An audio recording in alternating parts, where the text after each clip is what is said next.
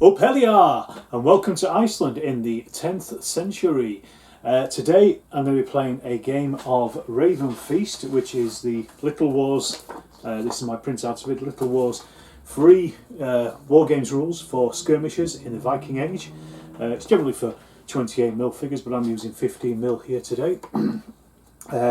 You can find these on the Little Wars website. I'll put a link in the description. You can download them and print them off. The rules themselves are about 8 pages long, and they are meant to be an introductory set of war games rules for anybody who's looking to get into historical wargaming. So I'm going to try them out today, show you how they work, and we'll see what they're like as well. Give you some summing up as well. As I said, they're 8 pages long, so these are not really extensive in-depth rules, but they should provide what we normally call a beer and pretzels kind of game, where it's just a bit of fun, two forces fighting over one another. They'll be good for different kinds of scenarios, for raiding, that kind of thing. And that's kind of what I've got set up here today. I've got Egil Skallagrimsson, the famous Viking from Iceland. He's celebrated in the Egil's Saga, and here he's attacking Bartha of Atli's farmstead. That was a real thing that happened in Egil's Saga. I don't think Bartha lived in a tiny little housestead like this, but this is what I'm playing the game based on. I also thought I wanted to have a crack at some Viking games as well, because since barbers are still closed in the UK, I'm starting to look more and more like a Viking as every day goes along. So I thought I'd add a little bit of fun to that as well. We have 2 forces, a raiding force and a defending force. What I'll do is I'll show you the table, I'll talk about the different forces, and then we'll just get on with this game, and you can see how it plays. So here we have Bartha's turf housestead.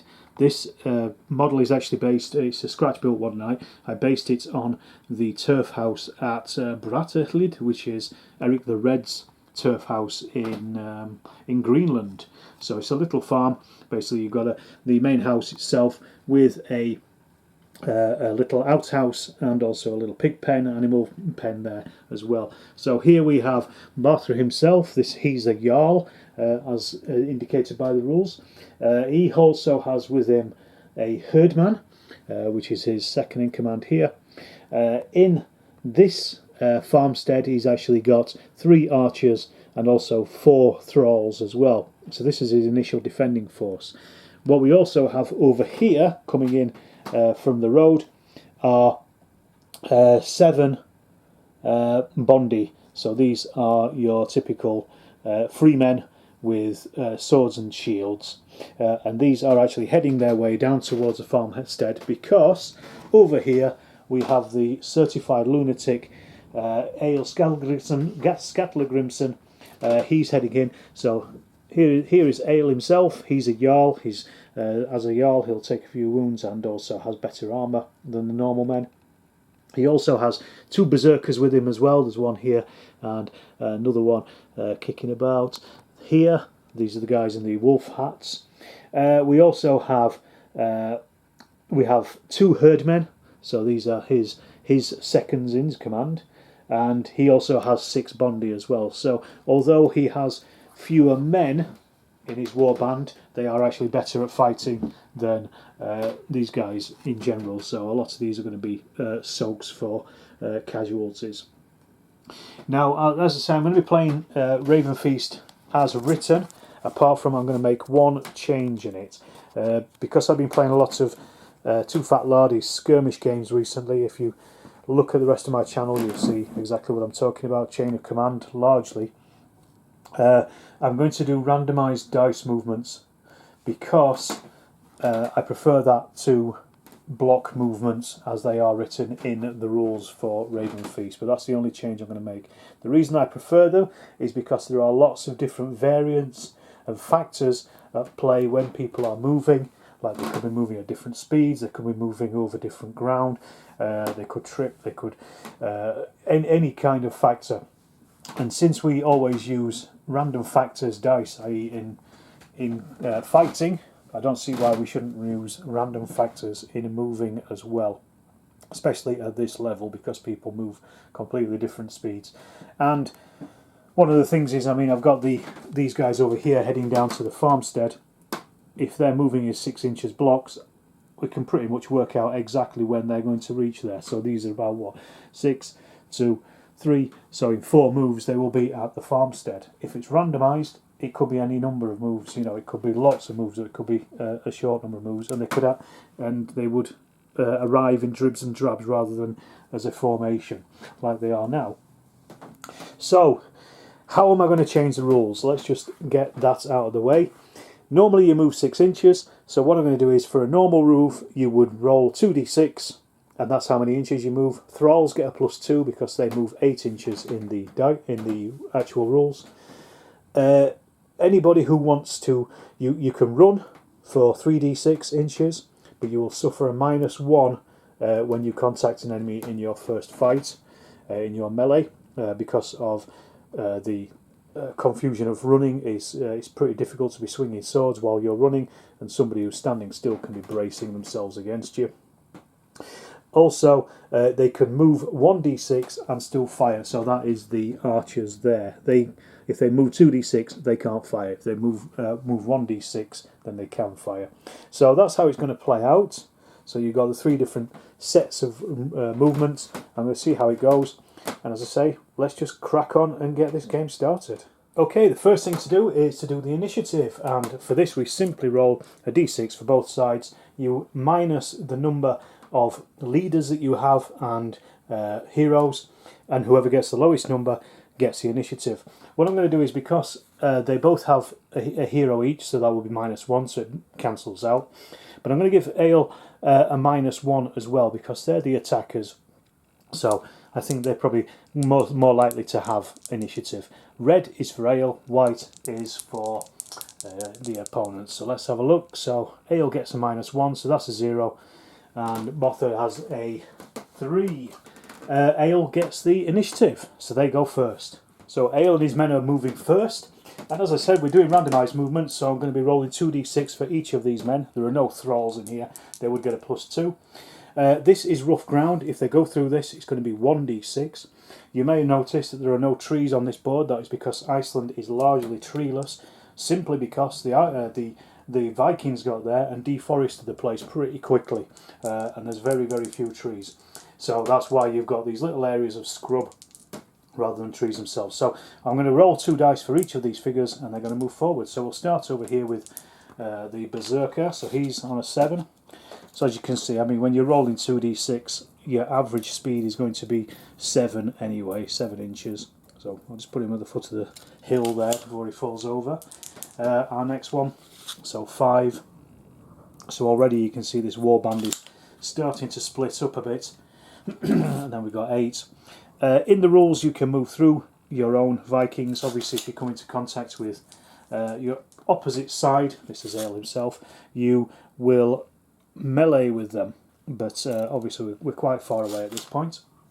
I'm trying to get them in there as quick as possible. I could have rolled the 3d6 to get them running in. I might do that next turn just to see how fast, how quick, how close we can get to them. These guys are going to come round this scrub rather than going through it.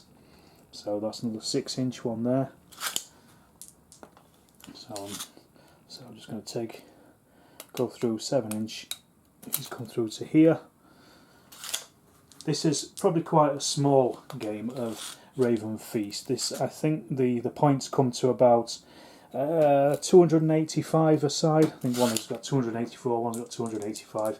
But they say maybe about 300 to 400 points worth of figures in a game is a good game. So this is probably just slightly smaller. You probably only have a couple more men in the game itself if you're playing at the. Oops, don't want to kill Egil with our dice, do we? So there we go. So 4 inches. So as you can see there, as I've randomised the movements, a lot of them have stayed around in the 7-inch movement. This fella's fallen behind, but no one's really kind of pushed forward. But I prefer that kind of movement. It's up to you if you like it or not. I do. You might not. So you move all of the figures from one side and then move all the figures from the other side. If you come into base-to-base contact, then those figures will automatically stop and there'll be no more movement for the rest of that turn and they will melee. However, we're not at that point yet. So what has happened here is Bartha has sent forward his 3 archers to line the edge of the compound of the farm, and they're going to fire. They fire 18 inches. We've also got the 4 Bondi, the Thralls. They fire 8 inches with their javelins. They're too far away at the moment. But I wanted them behind the wall because they'll get a +1 for their defence during the melee. So we're firing with these 3. These fire, as I said, 18 inches. So they are all within, and these are kind of going to be firing at the front 3 of the Egil's men here because they're the closest. That's the easiest way to do it. So what we do is we roll below their missile skill, which is 2. They only moved 1d6, so they can still fire. So for the first guy, it's going to be a 1 or a 2 is a hit. No. The next one, 1 or a 2 is hit. This is one he's been hit. And then let's just try for the last one, see if he's been hit as well. A 3, no, he hasn't been hit. So the first one that was hit is our herdman, and he has an armour of 3. So he now has to roll a 3 or less to survive the hit. So let's have a look. A 2, yes, he survived it, so he doesn't take a wound. You will take a wound if you don't pass your armour test, and if you take a wound, you're removed at the end of the turn once everything is done. So over here on this side, we've got our Bondi running in to come to protect their lord, Bartha. As you can see, these have actually run, so they roll 3d6 rather than 2d6, and they have kind of split up because some of them are obviously faster than others. They're able to get a bit further forward, and obviously one of them is probably slightly overweight and is at the back here on the bridge. So that ends the movement turn. I did the turn slightly out of phase there because I wanted to get these moved up here just so I could show you some shooting as well. So basically your phase normally goes initiative, then you rally, and then you do movement, then you fire your missiles, then you do the melee, and then you do all the end of the turn stuff. So in this case, I'll go through it again. We're starting with the initiative. Egil again gets a -1 on the red dice, so let's have a look. So he's on a 4, but Bartha is on a 3, so they have the initiative this time, so they get the first move. Okay, here's a couple more rules additions.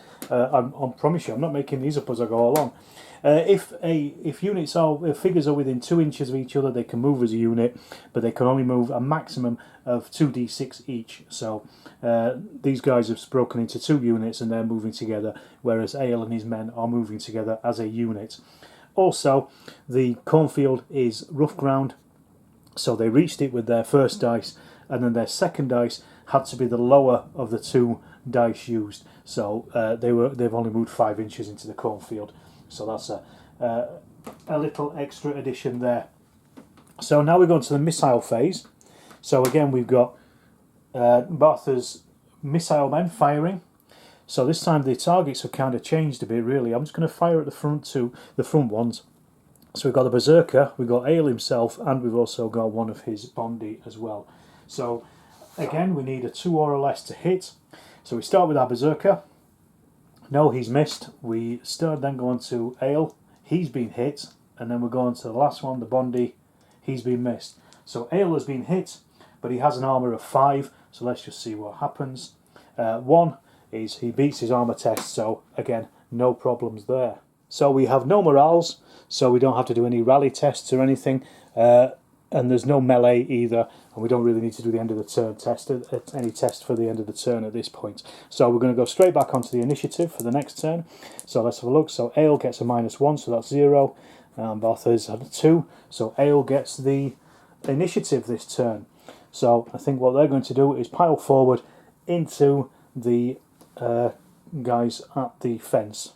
So Egil and his men have come running through the cornfields. They got that far because, as I say, I removed the higher of the 2 dice because they were in rough going. So they are going to get shot at by the archers, but 2 of the Egil's men have broken off and they've come to tackle these 2 Bondi over here. So they've sent a herdman and a Bondi to go and fight those 2. So we'll do those in a second. We've got the archers first. Same again, it's the men at the front. So our Berserker, on 1 or a 2 is a miss, 4 is a miss, sorry. So 1 or 2 is a hit. Egil has been hit again. And then we've got our last one, our Bondi, 6 is a miss. So Egil has to do a save. 5 or below and he's saved it. A 3, he's saved it, so he's okay. So then we come on to the melee. Now melee is done pretty similar as the archery. So you basically roll below their melee skill. And for the herdman, it's a 3. For the Bondi, it's a 2. Then the Bondi will save on 2, the herdman will save on a 3. So we'll work our way through them. So we'll start on the herdman versus the herdman. So Egil's herdman, first of all, needs a 2 or less to hit. No, he's missed.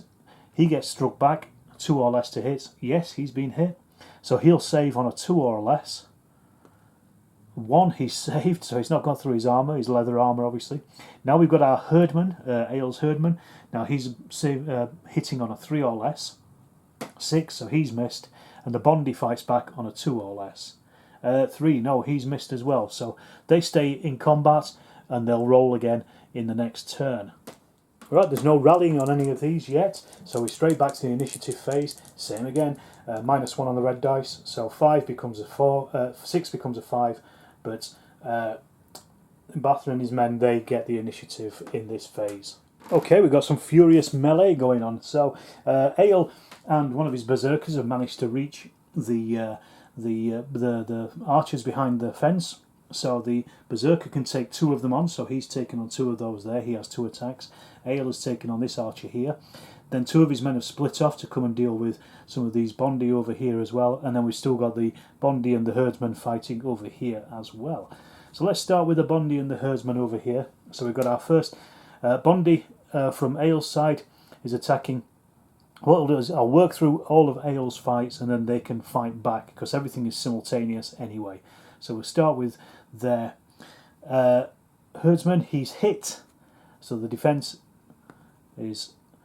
he needed a 2 or a less to defend. So he hasn't. So we'll put a blood marker by him so we know that he's taken a wound. Now we've got our herdman. He's hitting on a 3 or less. So 4. No, he's missed. So now we've got our other herdman here against the Bondi. Sorry, no, he's another Bondi, isn't it? So yeah, he's hit. Does that Bondi save? No, he doesn't. So that's another blood token here. And then we've got our other Bondi here, 2 or less. No, he's missed. So now we're on to Egil and the Berserker themselves. So Egil is hitting on a 5 or less. So he's just hit, but he gets a -1 because he's fighting over the fence. So that's a miss. So the Berserkers, they're fighting on a 4, but again it's -1 because they're fighting over the fence and he's attacking those 2. So a 3 or less. So 1 hit. So the archer saves with his armour on a 2 or less. 2, he's saved that. Wow, amazing. But we've killed 2 already from Egil. So now we're fighting back with Bather's men. So we'll start with the archers. They're fighting on a 2, but -1 because they're over a fence. So this is against that Berserker. So they both need 1s, so they're misses. Then we have the other archer fighting against Egil, a 1. That's a miss as well. Now we come down onto these guys here. We've got these are the Bondi. So these are fighting on a 2. So I'll start with the first one here, 2 or less. He's missed. The second one, a 2 or less. He has missed. And then we've got 2 more Bondi down here. First one has missed, and then the last one against that herdman, a 2 or less. So they've all missed. So at the end of the phase, there's no missiles because you can't throw into you can't throw at enemy with missiles or with javelins or anything when they're already in melee. So they can't do anything at this point. So we then move straight on to the end of the turn. So we just remove all the Vikings that took a blood marker. So this guy here, first of all, this one here. So that's them off. So that's the first 2.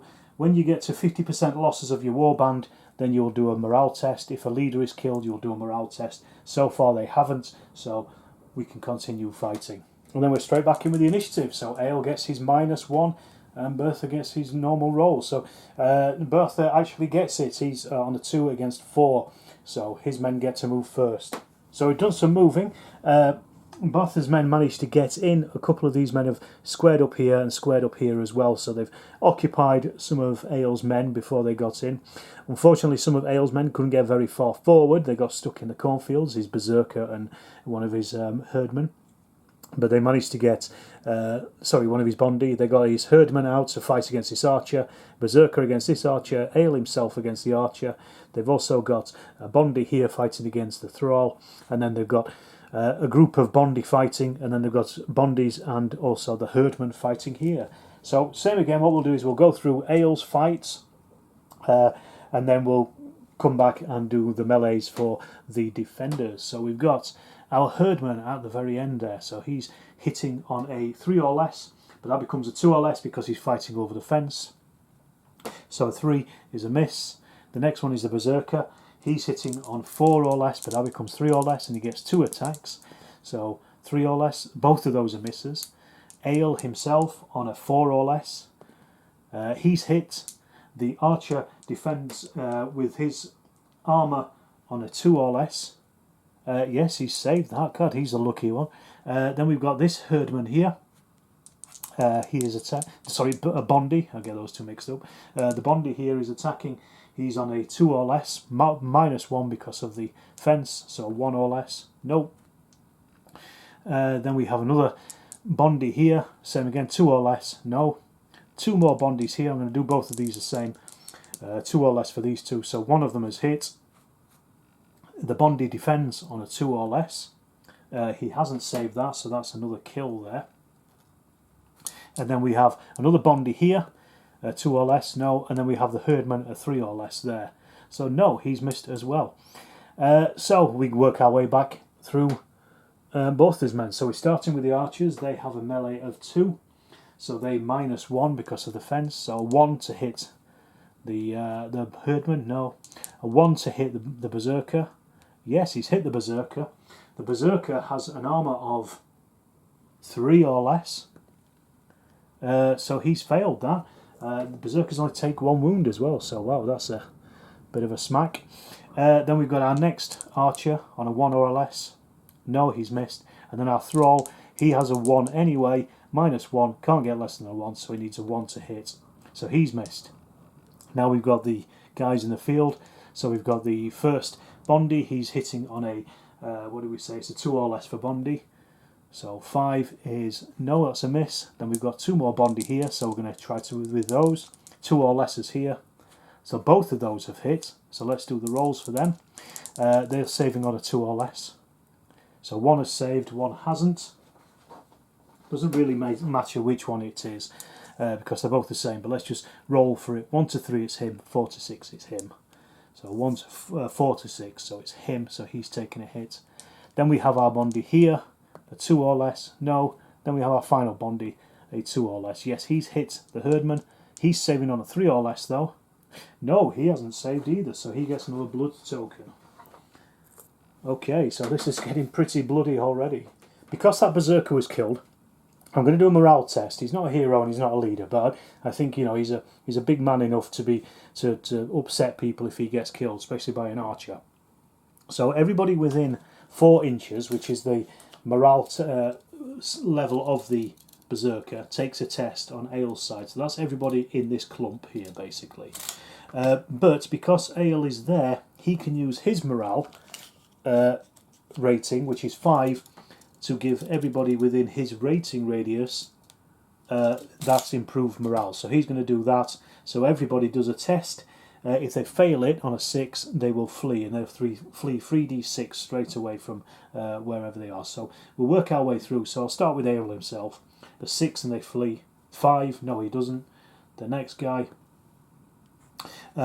he passes. The Berserker, he passes. The Bondi there, he passes. The next one, he's failed it. So he's actually in combat, so he's going to flee and get hit as well. But let's just test these last ones. So this guy here, he passes, and then the very last one, he passes as well. So let's see where our guy ends up, who flees. So he is 6, 7, 8, 9, 10, 11 away. He's failed a morale test. So he's way over here, running like the clappers. He gets a morale marker. We can try to rally him, otherwise he's taken off. That's in the next turn. But as he's running, he gets hit by this Bondi here. So a 2 or a less, and he hits him. No, he doesn't. So he escapes at least unscathed from that particular situation. Right, we're on to the next turn. So we're trying the initiative again. So again, Egil gets a -1. So he gets 1 against 1. A roll off. We're going to have to try that again. We re-roll any ties. So we'll try again. Again, there's another one. Do snake eyes. So we re-roll any ties. So a 1 becomes 0 and a 4. So Egil gets the impetus. The first thing we do is our rally phase. So this Bondi now has to pass his rally test because he's run away and he's got the yellow marker on him. So he needs a 2 or below to pass the rally test. Let's have a look. 6, no. So he is taken off and counted as dead. Okay, there's been a bit of shuffling here. We've moved in our second Berserker to try and take out the archer that killed the Berserker in the first place. Egil is still fighting here, and so is the herdman there as well. Here we have 2 Bondis fighting each other. They've joined up, and also here as well. 2 of the Thralls have moved in to attack the Bondi who is attacking them. And then we've still got the 2 Bondis down here fighting against the individual Bondi on his own down there of Egil's men. So let's again work through Egil's men to see who hits and who saves. So we're starting with the herdsman. He's on a 3 or less to hit. 2 or less because he's over the fence. So that's a miss, a 6. Our Berserker gets 2 hits, and he is hitting normally on a 4 but -1, so 3s or less. So 1 hit. So let's see what happens. He saves on a 2 or less. No, so that's a blood marker straight up. So at least they've killed one of the defenders there. Egil himself, 5 or less. Let's re-roll that. A 4, so that's a hit. So 5 becomes a 4, so he's hit anyway. And does he save 2 or less? And he does. No, he doesn't this time. 3rd time unlucky, unfortunately for him. So we've got our Bondi fighting against the Bondi here. So a 2 or less is a miss. Our Bondi fighting against the Thralls, 1 or less. No, that's a miss. And then we've also got our Bondi here fighting against the Bondi, so he's missed. And then our final Bondi over here, 2 or less against one of those. He's hit one of them. Do they save? A 2 or less, and they do? No, they don't. So that's one of them hit. Right, now we work our way back through the defenders. So we start with these 2 Bondis against the Bondi here. 2v2, 2 hits on him. He has to do 2 saves, and he fails 1 of them. That's enough to kill him. Then we also have the Bondi on the Bondi there. So first of all, no, a 4 is a miss. Then we've got 2 Thralls. They're rolling 1s to hit. 1 has hit, so he's saving on a 2 or less. He's saved. We have our other Bondi over here. 2 or less. Nope.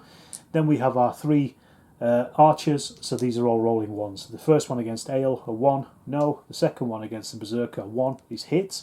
And does he kill the Berserker? A 4 or less, I think, for the Berserker. No, the Berserker's armour is 3 or less. Don't let him kill 2 Berserkers. No, the Berserker has survived. And then the final archer, a 1 against him. No, a 5, he needed a 1. So, we then remove all the kills. So we're now... Egil and his men are starting to make a bit of an impression here. However, they are losing themselves as well. So we might have to see how many men we've got left. Egil, if he loses 1 more man, then they will have to do a morale test. However, 2, 4, 6.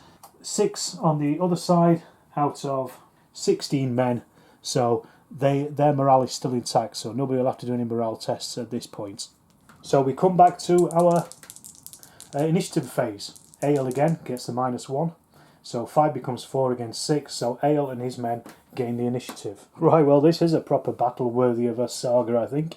Egil and his Berserker have managed to get over the fence and advanced onto towards Martha himself, so Egil has now unfortunately been stopped by 2 Thralls, so he's going to have to fight them. These guys are still scrapping here. The Berserker has been met by the Bondi at the back. The 2 Thralls down here are still fighting against this Bondi.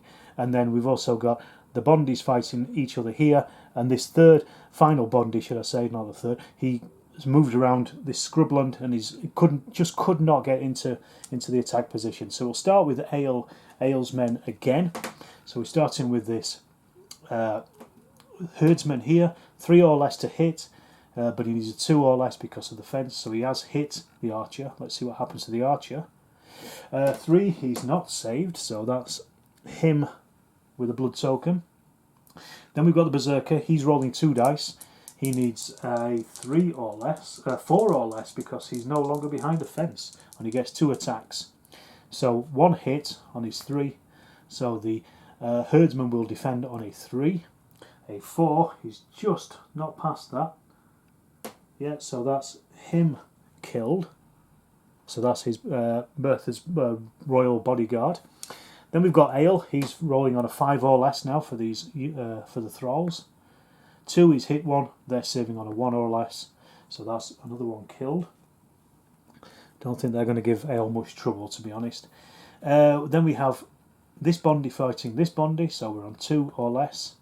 No, he's missed. The other Bondi fighting the other Bondi. 3, no. And then we have the other Bondi fighting the Thralls, so 1 or less. Let's have a look. No. So now we work our way back. So we've got our herdsman, he's fighting the Berserker. So a 3 or less. A 4 is not good enough. So he's missed. Then we have the archer fighting there, so that's a 1 because of the fence. No. Then we have 2 Thralls fighting Egil, so there's 2 1s. No, they've both missed. 2 Thralls fighting this Bondi here, 2 1s. Oh, there's 2 hits. So he has to save those on a 2 or less. No, both of those have gone through, so there's no point putting more than 1 blood marker down, there's enough there. And then we have Bondi fighting Bondi in the field, a 2 or less, he's hit. Does he save on a 2 or less? No, he doesn't, so that's another kill. I think it looks like Egil's going to have to do a morale test here. Then we've got another Bondi v Bondi, 2 or less. No, he has missed as well.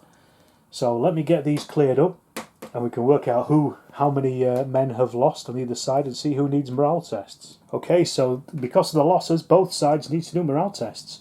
Egil can use his command radius of 5 inches and his morale rating of 5 for all of his men. They're all within 5 inches at this point, so let's just have a look.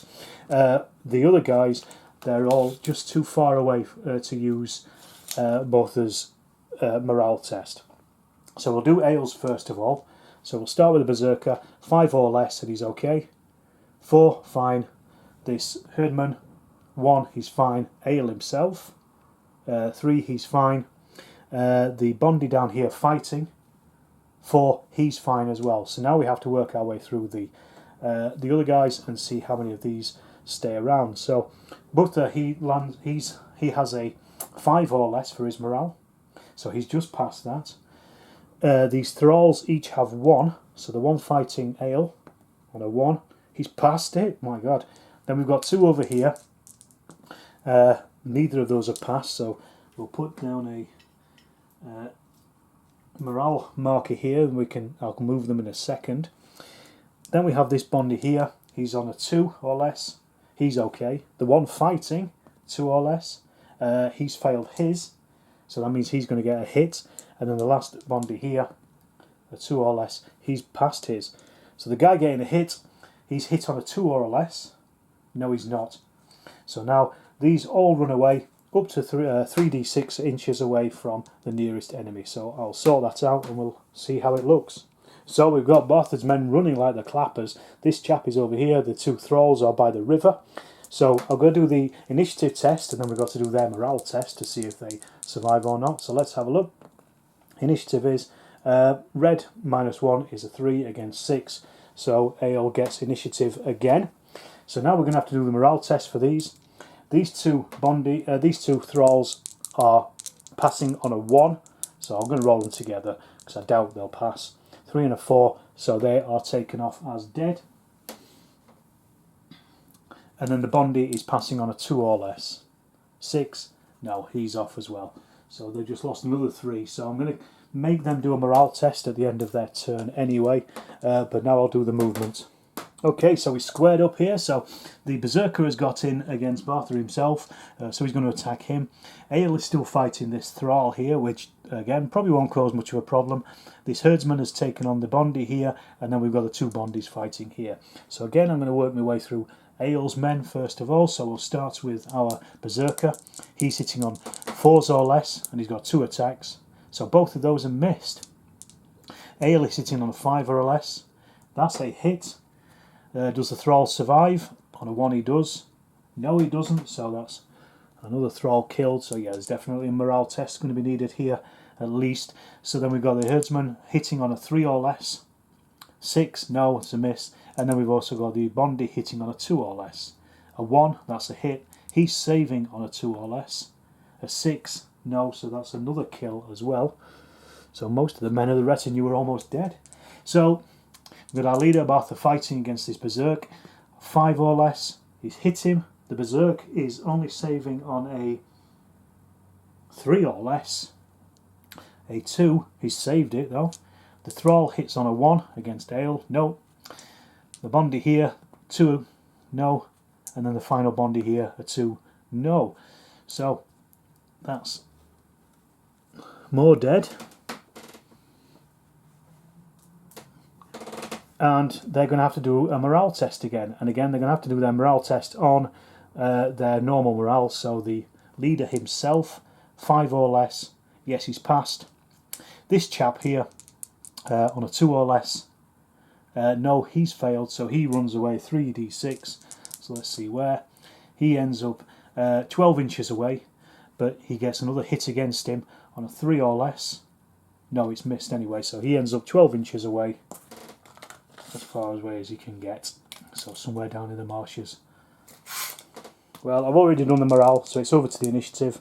Not that it really matters because Bartha is already still in combat anyway, so the only people that are going to be moved are Egil's men. So I'll get those to move and we'll see where we're at. Okay, this looks like it might be the end, the ignominious death of Bartha at his own front door. This herdsman jumped the fence and ran forward. Then we've got Egil joined the fight with the Berserker and with the Bondi as well there. So I'm going to roll all these dice and see what happens. I'm going to roll Egil and the Berserker together and see where they are. So so the Berserker is hitting on a 4 or less. Egil is hitting on a 5 or less. Let's have a look. So Egil's missed, but we've got 2 hits from the Berserker, and then the Bondi is hitting on a 2 or less. So 3 hits in total. He's got to save them. 6 is a fail, otherwise he's saved them. So 1 fail, so he's taken 1 wound, and he has a toughness of 3, so he can take 3 wounds. So you never know, he may survive. So he's taken that. So he fights back. He's going to fight against that Berserker because he's landing the most blows at the moment. So he's going to hit him on a 5 or less. No, he has hit him. What am I about? The Berserker saves on a 4 or less. A 2, yes, he's saved. So we go on to the next turn. I'm not going to give him a morale test because he's on his own, basically. If he ran away, he would guess. No, let's do a morale test. He needs a 5 or less. Yes, he's passed it anyway. So we'll go straight on to initiative. Again, doesn't really matter actually at this point, so I'm not going to roll for initiative, there's no point. All I need to do is move this guy up into contact, and he's moved 4 inches, so he's running in. So 4 inches is enough to get him in behind this guy as well, so now we're all raining blows down on him. It's really not going to be his day, I don't think. So we've got our Berserker hitting on 4 or less. So that's 1 hit. I'm going to just keep a tally of the hits. So that's 2 hits, sorry. 2 hits there. Then we've got Egil himself, 5 or less. Yeah, so that's another hit, so that's 3. Then we've got the Herdsman on a 3 or less. 3, that's another hit, so that's 4 now. And then we've also got the Bondi on a 2 or less. No, he's missed, so he's taken 4 hits. So let's see how many of these he saves. If he fails 2 of them, he's dead. He's saved all of them. My goodness. Then we have his fight back on a 5 or less. he's hit that Berserker who's saving on a 4 or less. He's saved, so he's okay. Sorry, no, the armour of the Berserker is 3, so he's actually killed the Berserker. So that means that Egil and his men have to do a morale test, so 5 or less. They've passed.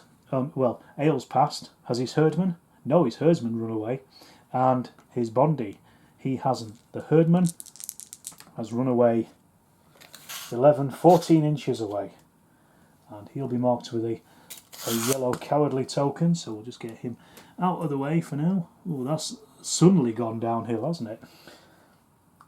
So we're back to turn 1, so we've got to do the initiative roll. I'm not going to bother because, again, the only man that's in fighting is in the is actually fighting anyways, but I need to see if that Bondi pulls himself together and gets back. A 1 to a 3, and he does. 4, no he doesn't, so he is also off the table, considered dead. So we're now back down to the fight itself. So Egil's Bondi, 2 or less. No, Egil himself, a 5 or less. He's just hit. Does he survive it? 5 or less for his armour. Yes, he does. He fights back. He's going to fight the Bondi. So 5 or less is a hit. And the Bondi saves on a 2 or less. No, he is killed. So we're literally down to the last 2 men fighting mano a mano. I'm not entirely sure what to do at this point. They're both going to have to do a morale test. No, Egil is going to have to do a morale test because he hasn't actually lost any. Barth hasn't lost anything. So Egil's morale test 6, he's failed it. So he runs, and he runs 10 inches away. As he's running, he gets struck on a 5 or less. He's hit.